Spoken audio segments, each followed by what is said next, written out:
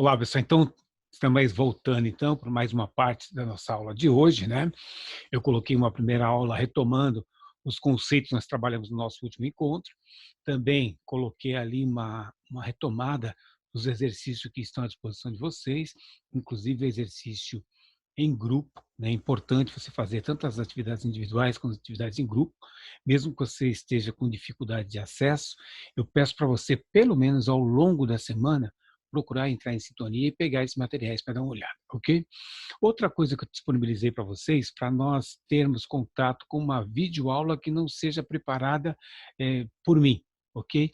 Eu coloquei então um atalho de uma aula preparada pela Unifesp. E aí eu quero explicar para vocês. Eu vou projetar aqui, eu vou projetar para vocês entenderem qual é a proposta, ok? Vamos lá.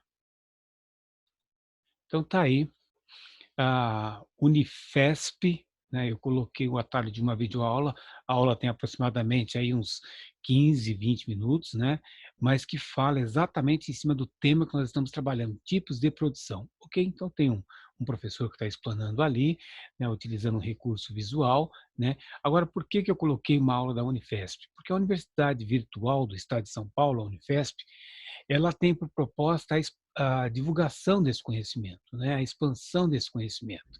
Então, ela tem como a sua estratégia institucional, ela acredita que o conhecimento deva ser um bem público. Nesse sentido, a instituição disponibiliza na internet conteúdo educativo de acesso livre para todos. As videoaulas ministradas pelos professores dos cursos superiores da universidade pode ser acessada de forma gratuita e por qualquer pessoa em seu canal no YouTube. E foi exatamente isso que eu fiz. Eu peguei uma aula virtual, portanto é livre, não tem essa questão de direito autoral, né? Não tem nenhum problema nesse sentido. Eu estou canalizando lá para vocês, né? Para vocês acompanharem e ampliando o conceito dessa aula de hoje, ok? Então, isso já está lá no Moodle, eu coloquei um atalho no Moodle, ok? Depois eu também vou utilizar o recurso do WhatsApp, eu mando alguns atalhos pelo WhatsApp também para aqueles que têm mais dificuldade de acessar pelo Moodle, ok? Voltando então para a nossa conversa aqui. Então, essa foi uma segunda parte, vamos dizer assim, que acompanha a nossa aula, e essa que eu estou gravando, que é a segunda parte que eu estou gravando, seria um complemento dessas disponibilidades que eu já coloquei lá no Moodle e à sua disposição também. Bom, vamos lá. Então, entrando um pouco mais na nossa aula, talvez avançando um pouco mais, observe que com a aula à distância a gente vai dando algum conteúdo, você vai fazendo algum exercício, alguma pesquisa, e vai sempre avançando um pouco mais dentro da nossa proposta, do nosso plano de ensino, ok? Então, obviamente, o nosso plano de ensino ele está sendo adaptado para essa nossa realidade agora, mas todos os conteúdos que tem proposto lá, a gente vai provocar vocês a conhecer, a refletir, exercitar e, acima de tudo, compreender, ok? Então, vamos lá. Voltando, então, para nosso compartilhamento, eu vou para aquilo que eu chamo, o que eu estou, colocando para vocês aí como, cadê? Não estou conseguindo ampliar aqui. Vamos lá. Oh, caramba. É esse negócio que está na frente. Espera aí. Pronto. Espero que vocês estejam vendo de tela cheia, né? Porque eu estou com uma configuração aqui que me complica um pouco verificar isso. Mas imagino que vocês estão aí com a tela cheia, vendo a palavra e um subtópico chamado confiabilidade, produtos e serviços. Vamos pensar confiabilidade, né? Tem um cálculo de confiabilidade, todo um processo que a gente avança um pouquinho lá na frente, né? Mas a princípio a gente vai compreender a confiabilidade no processo, nesse fluxo de valor. Vamos lembrar que valor é algo percebido pelo cliente, né? Essa é a ideia. Aliás, o cliente é a razão de puxar todo esse fluxo aí, né? E, obviamente, tem que haver uma confiabilidade das informações, dos dados, do sistema, das métricas, e é por isso que é essencial fazer o acompanhamento e as medições ao longo desse processo. Então, em cima disso, eu queria partir primeiro na primeira informação que alimenta todo um sistema de produção. Qual é essa informação, né, que deve permear um fluxo de produção? Independente do tipo de fabricação, né, que essa empresa faz, vamos pensar, eu tenho que ter uma confiabilidade nesses dados que eu recebo. E o primeiro dado que eu devo trabalhar e receber são aqueles vinda do mercado, vindo de fora, né, aquilo que a gente chama de pedido, né. A empresa, então, tem uma carteira de pedido ou uma relação de pedidos, ok? Esta relação de pedidos é que ela vai fazer uma previsão, né, para a produção. Ou seja, essa carteira de pedidos ou essa previsão de vendas que vai constar nessa carteira, elas vão ser a base para um planejamento comercial, ok?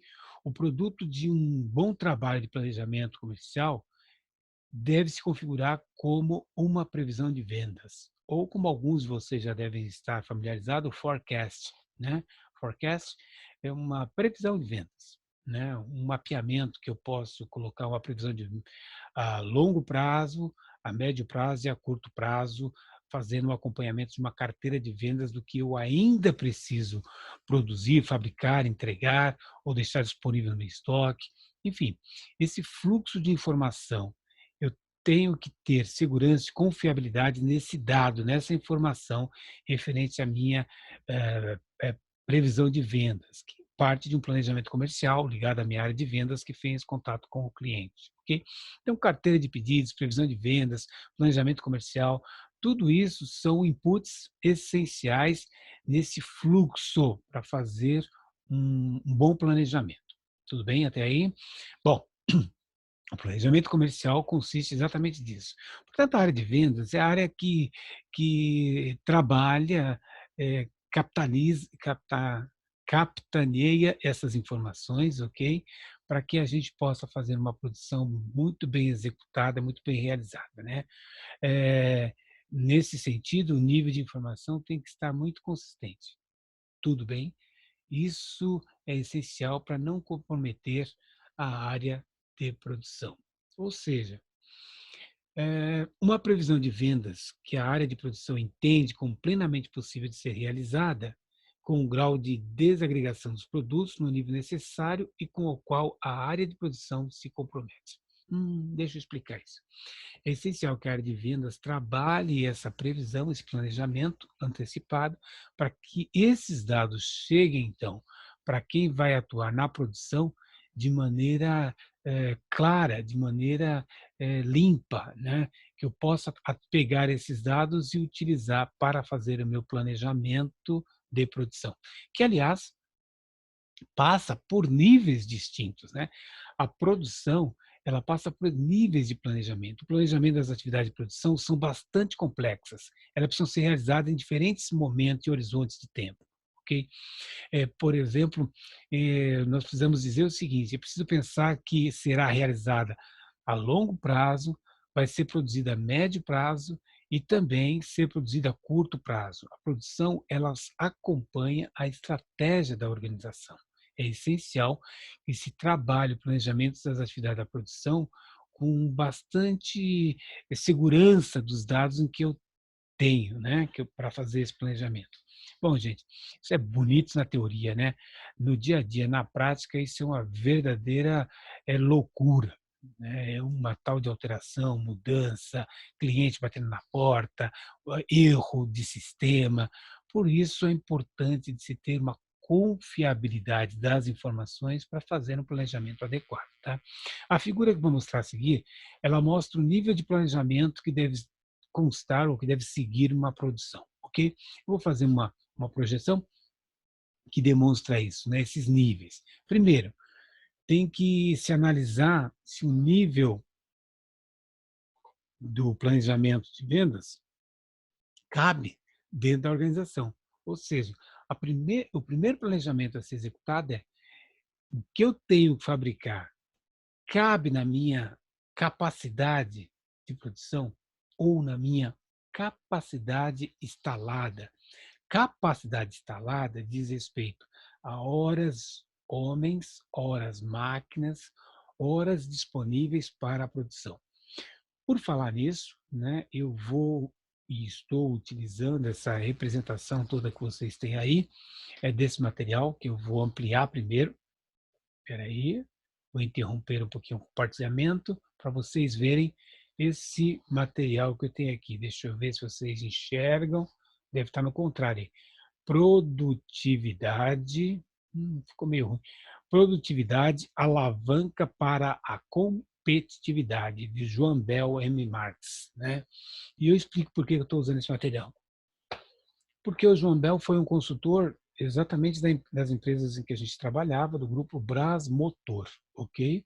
Então, ele foi um consultor que desenvolveu uma série de técnicas e a gente entendeu e compreendeu a implementação dessas técnicas para fazer o planejamento nos diferentes níveis a partir da instrução desse consultor que ele registrou, então, nesse material, nesse livro, né, que é Produtividade Alavanca para a Competitividade. Já tem aí os seus 20 anos, mas os conceitos continuam válidos, né? E mesmo nas bibliografias atuais, a gente tem uma repetição dos mesmos conceitos, falado de forma diferente, tá? Mas é a mesma coisa.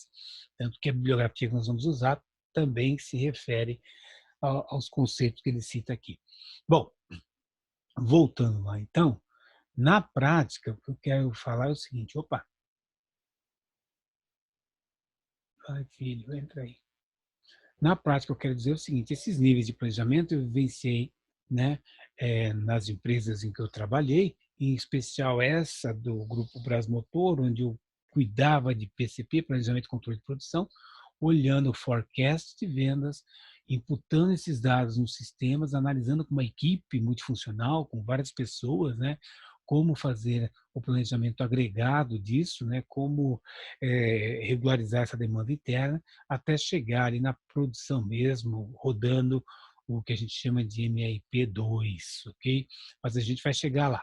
A princípio, você precisa entender assim, na teoria, então, com base nesses dados que eu tenho da área de vendas, do mercado, que foram previamente analisadas, né? Ou, se você preferir, aquele que eu comentei, o forecast, eu tenho agora, eu faço o planejamento da capacidade. Ou seja, eu analiso a capacidade instalada, e capacidade instalada são horas homens, horas máquinas, né? Depois, eu faço uma avaliação econômica das viabilidades desses recursos, explico por quê. Porque, de repente, eu tenho uma capacidade instalada, né, que ela não que ela é inferior àquilo que eu tenho de demanda, mas eu preciso analisar se é viável eu ampliar isso com compra de equipamento, horas extras, ampliando os meus turnos, né? Então, tudo isso precisa ser analisado já nessa fase de planejamento da capacidade, né? Uma avaliação econômica. Depois, observar se a estrutura interna, o meu arranjo físico, a localização das máquinas, equipamentos e até da estrutura da empresa, se elas atendem ou não. Essa é uma fase primeira em que o técnicos, especialistas precisam analisar, ok? Principalmente o administrador precisa observar isso. Eu já tive por experiência em abrir mão de pedidos porque ficava inviável mexer na nossa estrutura, porque a nossa estrutura tinha a capacidade máxima instalada e ficava inviável a gente ampliar porque não se justificava pela não constância de pedido, por exemplo, né? Explico. Aquilo podia ser só em um mês, mas se não se repete em um período, né, de demanda, inviabiliza ampliar essa capacidade. É melhor distribuir em períodos ou abrir mão e dizer que não tem condição de se produzir, né? Essa é uma das estratégias e algumas vezes na empresa nós tivemos que fazer isso. Agora, é óbvio, né, gente? Se essa quantidade de vendas de produtos vão se repetindo, o ideal é ampliar a capacidade produtiva e até mudar a instalação, mudar a estrutura, comprar uma fábrica nova, terceirizar a parte do processo, enfim, fazer alguma estratégia para ampliar essa capacidade de instalação. Bom, o segundo nível de planejamento, então, é o planejamento agregado. E o que significa esse planejamento agregado, né? eu analiso a demanda agregada e faço a demanda agregada no sentido dos diferentes produtos, né? E faço uma adequação, por exemplo, de produzir os produtos dentro das minhas disponibilidades de máquinas, de homens, de hora, de maneira que fique mais rentável possível para a organização, né? Eu tenha menos mudanças de linhas, né? Eu tenho um processo mais contínuo possível. É óbvio que eu estou pensando aqui em produtos em série, né? Em produtos que são sequenciados, ok? Obviamente, essa mesma estratégia eu posso analisar no produto sobre encomenda, né? Pensando na minha infraestrutura interna e fazendo a minha demanda de acordo com aquela disponibilidade de máquina e equipamento que eu tenho para atender aquele produto, né? Na demanda agregada também eu vejo as minhas capacidades disponíveis por área, por departamento, eu vou descendo num nível mais tático, né? Lembrando que no planejamento da capacidade eu estou pensando no nível estratégico, eu estou pensando essa produção no nível eh, mais geral da empresa. Já no planejamento agregado, eu estou colocando uma observação lá embaixo para você.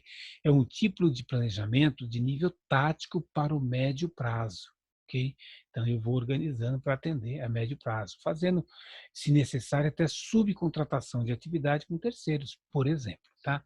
E, por fim, né, o planejamento a nível de produção, mais operacional, ele envolve, então, o uso dessas ferramentas que fazem uma análise do que eu tenho, né?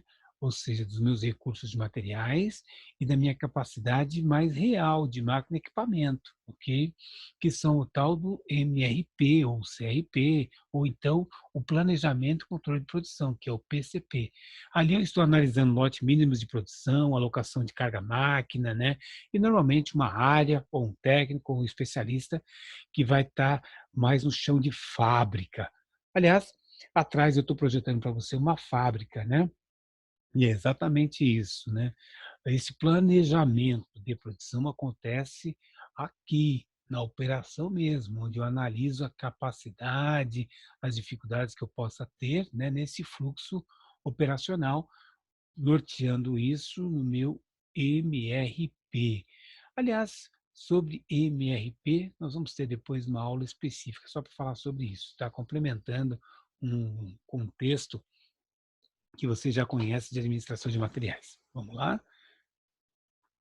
Compartilhar então, de novo. Legal. Então, gente, se você olhar dentro da perspectiva da estratégia da organização, eu estou vendo, então, o planejamento de produção dentro dessa perspectiva, o estratégico, tático e operacional. Estratégico a longo prazo, né? Olhando a minha capacidade, porém, analisando viabilidades econômicas de se fazer ou não, se readequar, enfim, né? Aquilo que a gente chama de nível mais tático, que é a organização ali do agregado, né? E, por fim, o planejamento operacional, envolvendo as ferramentas e as práticas ali mais do chão de fábrica, ok? O piso da fábrica. Bom, agora eu estou projetando para vocês essa análise para observar esses três níveis, né? Dentro de um conjunto de informações que eu preciso obter. E aqui eu quero fazer um paralelo com o livro que eu mostrei para vocês, né? Quero fazer uma descrição do que é cada uma dessas capacidades. A capacidade instalada, como eu já disse, ora homem máquina, aquilo que a empresa adquiriu, que tem de infraestrutura para se produzir, ok? Ocorre, né, que isso aí, vamos pensar assim, eu conhecendo esses números, esses dados, eu consigo enxergar o meu 100% da minha capacidade, ok? Agora, de verdade, dificilmente a empresa vai utilizar toda a sua capacidade instalada, né, com eficiência. Sempre haverão uma série de fatores. E aí, nessa ilustração, eu estou mostrando, não é minha, obviamente, eu já falei que a fonte é desse livro de competitividade, e é só uma representação, porque cada empresa vai ter essa realidade ocorrendo de diferentes maneiras, ok? Mas olha só, a minha capacidade instalada, eu nunca vou atender ela, né, eu nunca vou utilizar ela da forma com que ela foi, mapeada, porque eu tenho uma série de outros fatores que vão interferir nisso. Por exemplo, as horas máquinas instaladas, eu tenho alguns equipamentos que vão estar com horas produtivas e outros vão estar com horas improdutivas, né, por capacidades diferenciadas, sendo necessário balanceamento disso, ou seja, eu posso ter máquinas com maior capacidade e outras com menor capacidade. Então eu preciso fazer um balanceamento. A hora que eu faço esse balanceamento, eu vejo que a minha capacidade instalada real é menor do que aquela que eu projetei inicialmente, ok? Então as horas produtivas, que eu chamo de HP. No nosso exemplo aí, imagine que uma empresa tenha horas produtivas na condição de 60%. E eu explico por quê. Porque eu estou pensando em 60%, porque eu tenho outros 40% que estão com fatores ou de horas ociosas, né, que pode estar relacionado, por exemplo, a, a equipamentos com manutenção, né, ou equipamentos que não têm uma programação específica para ela. Enfim, eu posso ter nessa minha capacidade total algumas horas que ficarão ociosas, né? E eu estou exemplificando aí nessa representação gráfica em torno de 20%. E eu terei perturbações diversas. O que são essas perturbações diversas? Né? São aqueles fatos que a gente não consegue controlar. Imagina assim, queda de energia, uma manutenção não programada, né? Absenteísmo, falta de funcionários, né? Ou um problema mais específico de matérias-primas que eu não imaginava, né? Então eu posso ter aí algumas uma quantidade de horas produtivas e outras que estão improdutivas em função dessas perturbações, horas ociosas, ou pior, eu posso ter nessas horas produtivas algumas peças que são produzidas, porém saíram ruim, o que a gente chama aí de peças refugadas ou fator refúgio.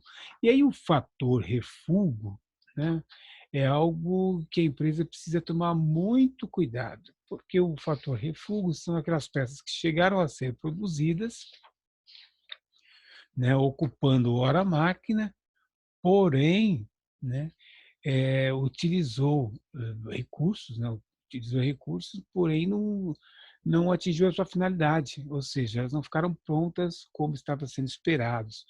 Ah, o índice de refúgio de cada item a ser produzido num determinado grupo de máquinas precisam ser monitoradas. Lembra dos indicadores?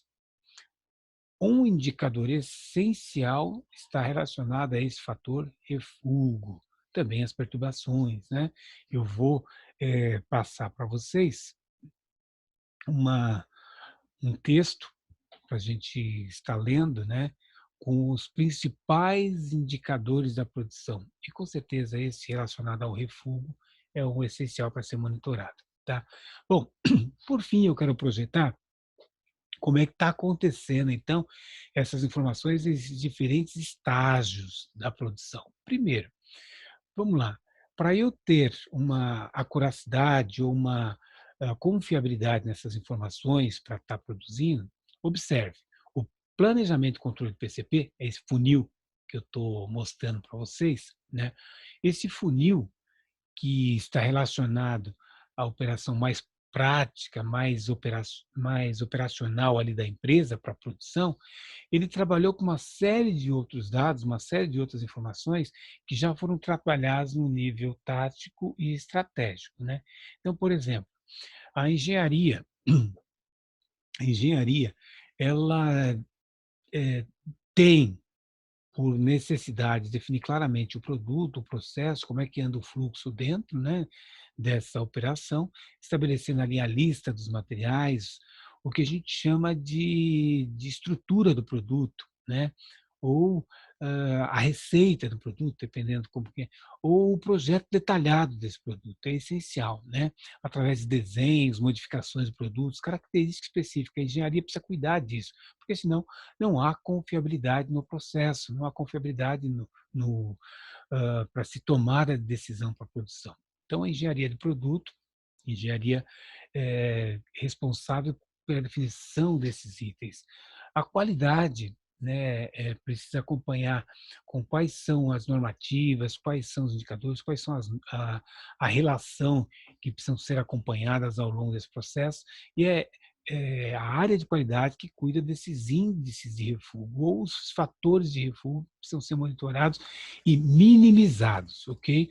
Manutenção Manutenção precisa cuidar da disponibilidade de equipamento, disponibilidade de recursos, dispositivos de fabricação, né, disponibilidade de máquina com manutenção preventiva, preditiva ou manutenção corretiva. É importante a manutenção trabalhar e cuidar desse processo todo.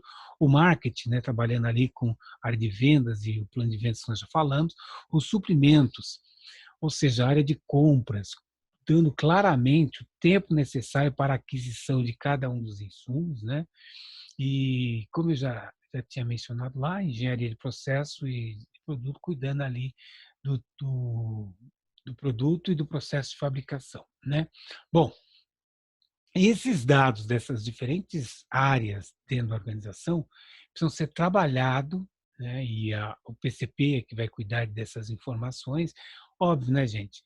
Ninguém trabalha isso aí de cabeça. Hoje a gente tem software de gestão empresarial, que são os ERPs, né?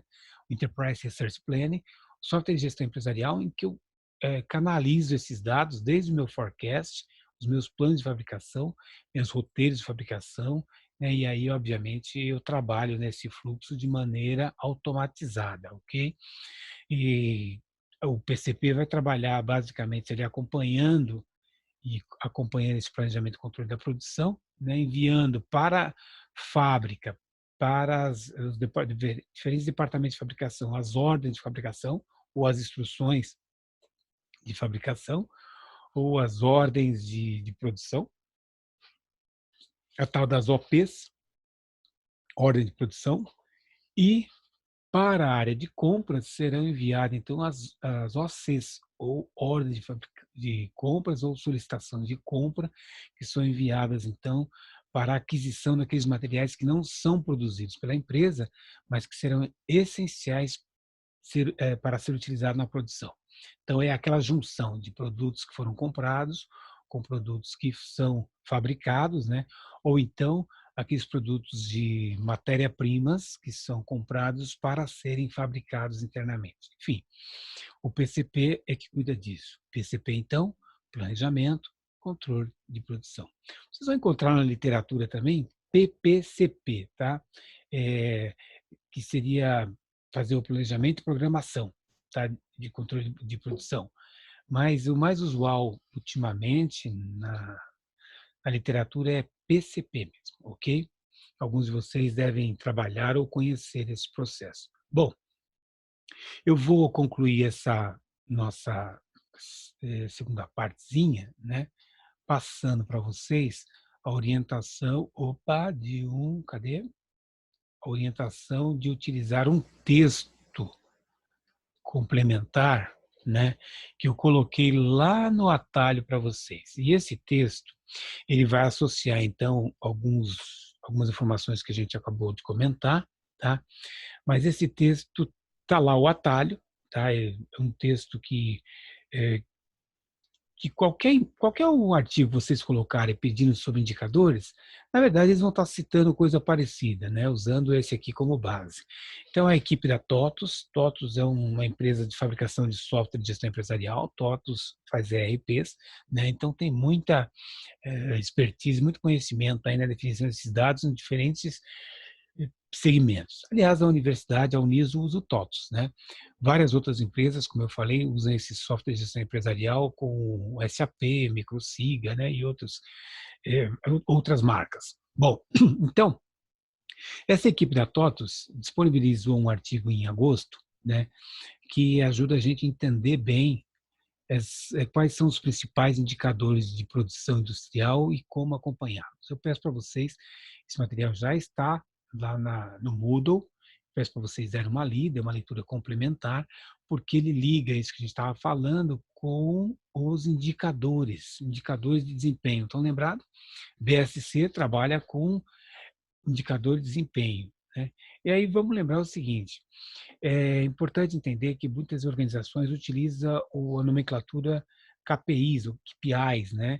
Que seria o Key Performance Indicators, ou seja, indicadores-chave de desempenho. Tá? Vocês vão ver muito isso nas empresas. E aí nada mais são do que as métricas, ok? Para acompanhar esse fluxo de trabalho, esse fluxo de produção, mencionando ali o desempenho, se está dentro do que estava estabelecido ou não, ok? Portanto, para otimizar o controle do processo dessas rotinas, são estabelecidos esses diversos KPIs. E aí os indicadores principais que eu quero ilustrar e já destacar aqui para vocês, né, porque vão aparecer na pesquisa, são esses que eu vou mencionar. Primeiro, o número de produtos produzidos, né? Esse é um indicador essencial para ver, obviamente, até se a empresa está atendendo o que a área de vendas tinha estabelecido. Vamos lembrar que a área de vendas estabeleceu um número e é necessário entender o que foi produzido ou não. Esse indicador, ele mensura exatamente isso, o número de produtos que foram fabricados dentro de um período específico. Então, esse é um indicador essencial. Aliás, tem uma nomenclatura para a gente analisar isso, que é o OTIF, OTIF, On Time in Full. Tá? Vocês também vão encontrar esse indicador para mostrar esses indicadores de desempenho que fala dos produtos que foram entregues, né? E aqueles que acabaram não ocorrendo, enfim, que foram entregues dentro de um período de tempo estabelecido. Tá? Bom, outro indicador que vai mostrar aí, produtividade homem-hora, né? O indicador essencial. Vamos lembrar que o indicador homem-hora, né, ele ajuda principalmente a nomenclaturar eu posso ver por exemplo, por movimentos mais adequados, eu posso mudança de processo, posso ver a questão por turno, né? Então, o indicador homem-hora, né? Outro indicador que é o tempo médio para o reparo, isso está relacionado principalmente no tempo para fazer manutenção de equipamentos, né? É o MTTR, que é essencial para a gente estar observando isso. Outro, aí sim, o tempo de inatividade, que é uma métrica para descobrir o tempo que os equipamentos estão inativos, parados e tudo mais. Muitas empresas fazem isso através de um chamado guia de bordo, né? Um registro de bordo, né? Mas hoje isso tudo é automatizado através de APS, né? De softwares que ficam conectados aos equipamentos. Outro é o tempo médio entre falhas, MTBF, né, que também é outro indicador aí para observar o tempo que o equipamento fica quebrado, fica sem a sua operação, né?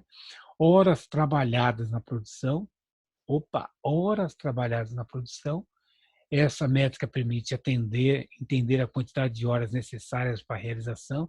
Lembra que quando eu falei de capacidade da empresa, né, ou quando a gente olha essa HM, que está lá no slide anterior, ou hora-máquina, ela está analisando exatamente essa capacidade de horas que a empresa tem disponibilizada e se ela está utilizando ou não.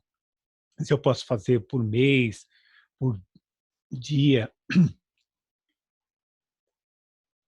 ou está monitorando por turno, enfim.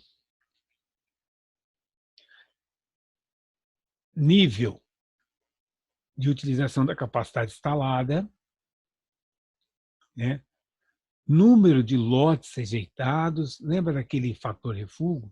Isso é importante aí. Eu posso fazer um indicador onde eu vou observando a quantidade de lotes de produtos com defeito. E aí, obviamente, ver se eles podem ser recuperados ou não. Se ele for recuperado, lembra aí, eu tenho a retroalimentação positiva, né? Se ele não tiver condição de recuperar e eu perdi tudo isso, é uma retroalimentação ou um fluxo reverso, um feedback reverso negativo, né? Por favor, complemente essa leitura. Enfim, gente, aqui depois eu tenho algumas dicas de como elaborar um bom indicador, né? E aqui está a fonte, tá? Que eu coloquei um atalho para vocês e a gente está utilizando isso como uma leitura complementar que vocês vão fazer nessa aula de hoje e a gente faz alguns questionamentos posteriormente, ok? Peço para vocês então fazerem essa leitura mas como uma forma complementar da nossa aula. Bom, 30 minutos, muito tempo levou essa aula, então vamos parar por aqui. Eu espero que vocês complementem a aula de hoje com aqueles recursos que eu estou disponibilizando. Estarei no nosso horário das 19 até as 22h40 à disposição no Moodle e também no WhatsApp. Até mais.